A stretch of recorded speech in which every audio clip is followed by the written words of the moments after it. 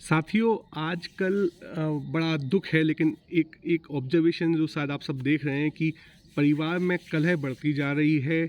बहुएं घर छोड़ के चली जाती हैं। और व्यक्ति, जो लड़के का परिवार है वो भी दुखी, लड़की का परिवार है वो भी दुखी। तो एक एक कैसे भी हो सकता है, कभी कभी मतलब हो सकता है कि लड़का लड़की को छोड़ दे या लड़की लड़के को छोड़ दो, दोनों तरीके से। लेकिन ऐसे समय में परिवार वालों को क्या करना चाहिए, उसको लेके मैं कुछ अनुभव है वह साझा करने की कोशिश कर रहा हूँ। तो पहली बात तो साथियों यह है कि जब भी ऐसी कोई परिवार में घटना होती है तो ये जनरली मन मुटाव कहते हैं जिसको, मतलब मन नहीं मिल रहे हैं उसकी वजह से होती है। लेकिन शायद ये मन ही सब कुछ नहीं है। एक आदमी की बुद्धि भी होती है और एक आदमी की शरीर की आवश्यकताएं भी होती हैं।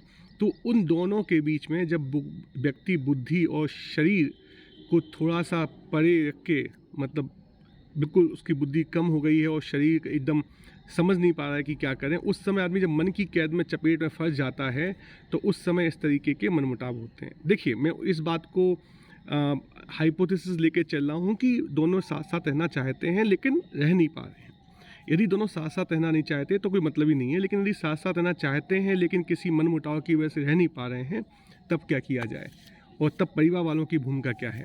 तो पहले तो परिवार में दोनों साइड में कम से कम एक व्यक्ति तो ऐसा होना चाहिए जिसका मन स्ट्रांग है।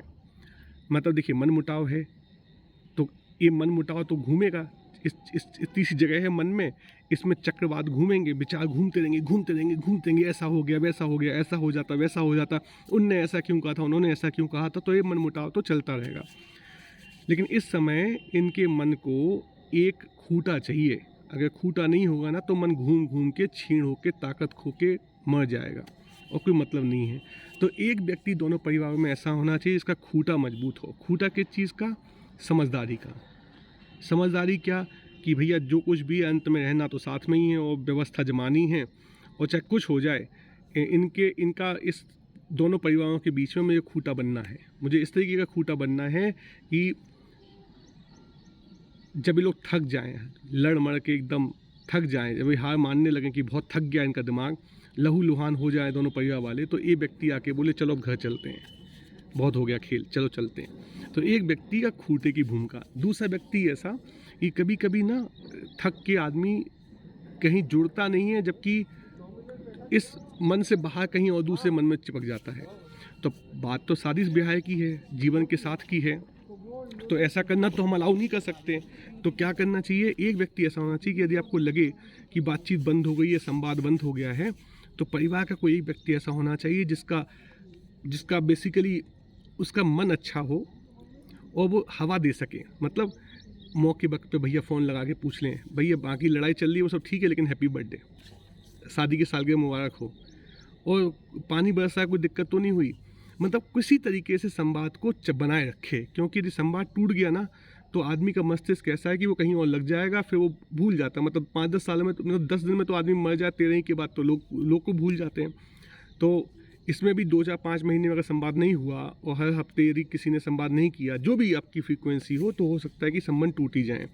तो एक व्यक्ति परिवार में खूंटा वाला होना चाहिए, एक व्यक्ति परिवार में अच्छे मन वाला, जो सही दिशा में हवा दे के डिस्कशन को ले जाए। अब रही बात कि खूंटे वाले व्यक्ति का रोल क्या है। खूंटे वाले व्यक्ति को शब्दों का कम से कम प्रयोग करना चाहिए और उसमें वो सरप्राइज एलिमेंट रहना चाहिए कि वो कभी भी नज़ाकत को समझ के, गुस्सा करना है तो अंदर से शांत लेकिन बाहर से गुस्सा भी कर सके, खुश होना है तो अंदर से शांत बाहर से खुश भी हो सके। क्योंकि उसका काम है जब तक दोनों साथ साथ नहीं आ जाते तब तक हर चीज़ को बहुत ही तरीके से बांध के रखना, और जिसका मन अच्छा है, जिसको हवा देनी है, उसको मौके ढूंढने के लिए सजग रहना चाहिए। अब बात रही कि ये सब हो क्यों रहा है। ये सब इसलिए हो रहा है क्योंकि आपका भाई, आपका बेटा या आपकी पत्नी, आपका बेटी, आपकी बहन वो परेशान है, इसलिए तो ना उससे संबंध ना टूटें। तो उसको देखते रहो। क्यों, कभी कभी हो सकता है परिवार वाले अपने ईगो में यह सब भूल जाएं कि जिसकी वजह से हो रहा है वो खुद ही मरने वाला है, मतलब उसने खुद ही खाना पीना छोड़ दिया है। देखो, वो तो मुंह से कुछ भी कहेगा कि हमें कोई फ़र्क नहीं पड़ता, हम तो उसके बिना भी रह लेंगे, लेकिन आप ध्यान से देखो और पूछो मत उससे, क्योंकि पूछोगे तो फिर उसका ईगो बोलेगा हम तो रह लेंगे। सिर्फ ध्यान से देखो क्या वो सहज है, असहज होता जा रहा है। यदि आपका जो जिसके लिए आप ये सब कर रहे हैं, लड़का लड़की, यदि वो असहज हो गए तो फिर क्या मतलब है? फिर कोई मतलब ही नहीं है। तो हो सकता है कि आपको जिसकी बेचैनी ज़्यादा है, मतलब एक तड़प होती ना, तो लड़का लड़की में से जिसकी तड़प ज़्यादा है, वहाँ के घर वालों को शायद कई जगहों पे स्वीकार करना पड़े जो भी बार्गेनिंग होती है रिलेशनशिप में। क्योंकि देखो, मवाद आ गई रिलेशनशिप में, फोड़ा है तो फोड़ना तो किसी दूसरे अपने घर वालों को ही तो, मतलब फोड़ा तो दबाना पड़ेगा ना, मवाद तो निकलेगी ना। तो मवाद जब निकलेगी, बार्गेनिंग होगी, कोई कुछ आपको बुरा भला कहा जाएगा, आपके अहंकार को चोट पहुंचाई जाएगी, तो उस समय आपको याद रखना है कि भैया फोड़े में से मवाद निकलती है, घिन तो आती है, लेकिन निकालनी तो पड़ेगी।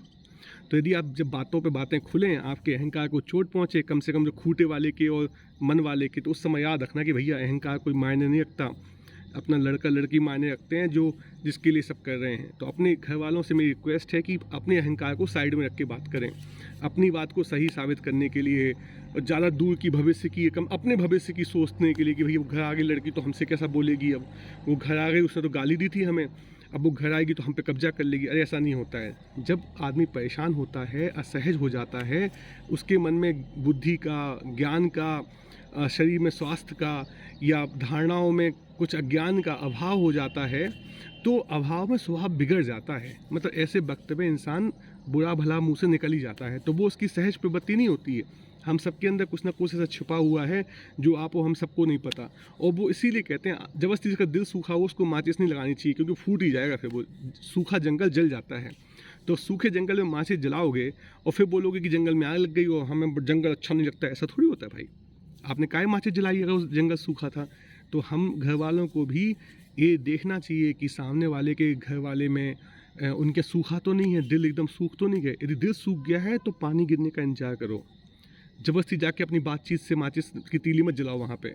तो अब वो पानी से सिंचित कैसे करोगे? स्वीकारता के साथ और पेशेंस के साथ, और उनकी अच्छाइयाँ उनको दिखा के, उनकी उनकी उनकी उनकी कृतज्ञता ज्ञापित करके, मतलब प्यार से ही सींचना पड़ेगा।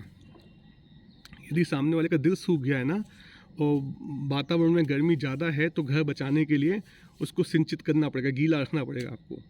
और गीला करने के लिए आपको स्वीकार करना पड़ेगा, उनकी कृतज्ञता ज्ञापित करनी पड़ेगी, उनके गुण देखने पड़ेंगे, वो सब याद रखिएगा। और क्या बता सकता हूँ मैं आपको? और मैं यही भी बता सकता हूँ कि कभी कभी लोग, सामाजिक लोग, अपनी रोटियाँ सेंकते हैं। जब हमारे घर में आग लगी होती ना, तो ऐसे लोगों को कभी रोटियाँ सेंकनी है, उन्हें तो बातों में बातें बनानी है, तो उनको कम से कम, जो रोटी सेंकने वाले लोग हैं उनको तो दूर रखो। हाँ, समाज में कुछ ऐसे लोग भी होते हैं, व्यवहारिक लोग होते हैं, जो चाहते हैं आपका घर बसा रहे, और वो इस बुरे समय में जब दोनों घरों की बुद्धि में अभाव हो रखा है, दोनों का स्वभाव बिगड़ा हुआ है, तो उन लोगों के पास जाओ और उनसे बोलो कि भैया ऐसी ऐसी बात है। हो सकता है वो अपनी बुद्धि से, अपने ज्ञान से, अपने सामाजिक ज्ञान से, सामाजिक बल से आपके रिश्ते को बचा लें, आपको अच्छी, एक दूसरे की अच्छी बातें याद दिला दें, आपके पुरखों की अच्छी बातें याद दिला दें, आपको भविष्य का एक झलक दिखा दें कि भैया ऐसे रास्ते पे चलोगे तो ऐसा हो जाता है। तो ऐसे सामाजिक संबल का उपयोग करना भी ज़रूरी है। तो जब भी शादी विवाह हो, इसीलिए सामाजिक कहलाते हैं, क्योंकि सामाजिक संबल बहुत मायने रखता है। तो कैसा लगा आप बताइएगा। बाकी इसको मैं डिटेल में ब्लॉग में लिखने की कोशिश करूँगा, तो आप वो भी पढ़िएगा। तेरा तुझको अर्पण।